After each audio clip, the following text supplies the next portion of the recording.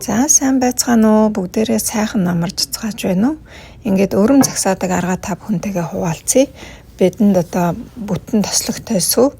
Тэгээд дээрэс нь heavy cream 2 байхад хангалттай. Хит халуун биш дунд зэргийн гал дээр сүгээ сайхан дүүйлгээд хөөрүүлнэ. Үүнийхээ дараа хөөсөртлөн сайхан самраад зөөлөн гал дээр удаан загсаана. За тэгээд үүнийхээ дараа сайхан тооготой сүгээ хөргөж жогоод хөргөчөндөө 2 хоног, би бол 2 хоног байлгачихдаг. Чаргалсан сайхан зузаан өрөн гарч ирнэ. Ингээд дараад үсгэд дааж байна, цоорохгүй. Дээр нь юм тайхад ингээд цөмөрөхгүй байна. Тойрол зүсгээс өмнө голоо зүсээд дараа нь ингээд тойруулаад өргөө зүсчихнэ. Нэг анхаарах зүйл бол тоогоо гал 2 маш чухал. За би бол энэ атомын тоогоонд сүгээ хөрүүлдэг.